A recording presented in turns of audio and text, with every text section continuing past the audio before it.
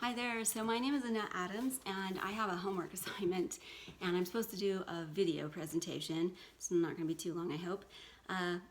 The prompts that we have are why do I like doing genealogy, and the other is what kind of inspirational experience that I have as I worked on my family history over the course of this semester. And there are two things. So first is I enjoy doing genealogy and family history work. There is a difference between the two. Genealogy is names, dates, and finding records that substantiate the information that you have, and then weighing your evidence to make sure that you can come to a conclusion. And family history is taking those documents and creating, in essence, a timeline and a story based on inferred references. And two of the documents that really stood out to me during this semester were the following. And so the first was based on a lady by the name of Eleazare Reue, who is from Netzelkov, Usedom-Wollin, which is up in the northeast part of Germany, right on the coast.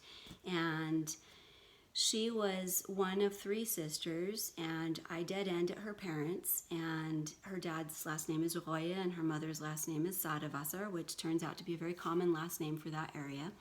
And when she was 19, she gets married in like 1924, I think, and the gentleman that she marries, she only has one child with him, so far that's what I know.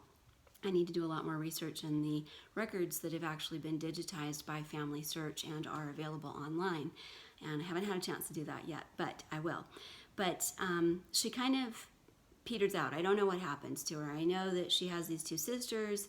I know that she has one son who I'm a direct descendant of, and then she's gone.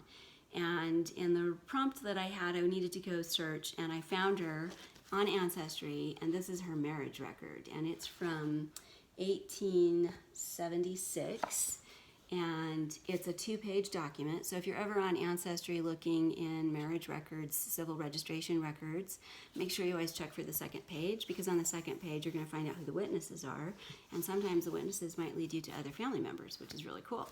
And in this case, I discovered something really scandalous.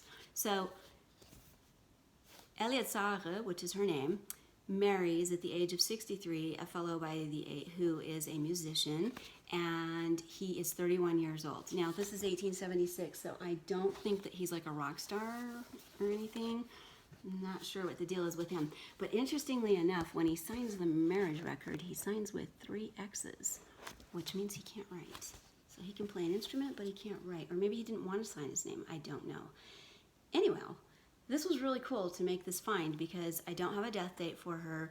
She kind of just drops off. I don't know where she is. And here I find her getting married to this younger man, half her age. And he comes from an area that's further south from where she's from. And I don't know the story. I don't know what happened. So I'm going to have to do a little bit more research, and I'm going to have to send for some paperwork and see if there might be anything that documents anything that happened to her. And unfortunately, haven't been able to find a death record for her either. And I'm hoping that'll come eventually. The other thing that was really interesting is that this name, her last name Reue, which means sorrow or regret, was indexed incorrectly as Renee. And if I wouldn't have been persistent, I would not have made that connection. So it's always a really good idea if you're looking at the indexed part of the record that shows up, that you actually go into the record and look at it to see what kind of information is really there. And you might make some interesting discoveries. And the other document that I found was actually today, and this was 1897, the 22nd of February. A certain August Edward Hofmeyer shows up to the registrar to inform him that the worker Wilhelm Hofmeyer, at the age of 72 years and 10 months, of the Reformed religion has died. And I was looking at this record and I was totally perplexed because look at that. Look, it's so beautiful. So if you can read some of the letters, they're probably Latin script. If you can't, they're probably most definitely Germanic. And then you have, of course, the Gothic, which is fun. So it was a pre-printed document with handwriting entered into it to fill it out. But what I couldn't figure out for the life of me is where this guy was born. And he was born in Karlsdorf, and then there was some mystery Kreis or county, and I couldn't figure it out, so I had to get creative. And I went and checked on, I went and looked at Meyer's Gazetteer. There were 2 locations. They were in completely different places, nowhere near Hamburg. So I was like, grubble, grubble, trying to figure out where they could be. And then I got clever and I posted a query on one of the Facebook groups and asked them if they could take a look at it after I transcribed this record. And it turns out that he's from Kassel. And I was like, wow, that's cool. So I went to Family Search and I went to the catalog and found there were only so many records there. And then I discovered that I remembered in my German genealogy class that I'm taking this semester that we had gone to Arkansas, which is a Hessen archive. And I need to work on accessing that because there's some information that I need a little bit more on and become a little more practiced at it. But now I actually have an archive to go to research this man. His birth date, I now know the year at least, and I know when he died, and I know who his parents are, and maybe I'll find more information because he has a common last name.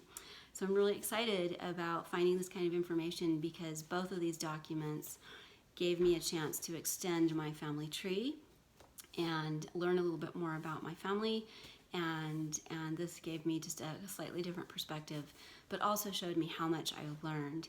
And I think that's one of the really cool things about genealogy and family history.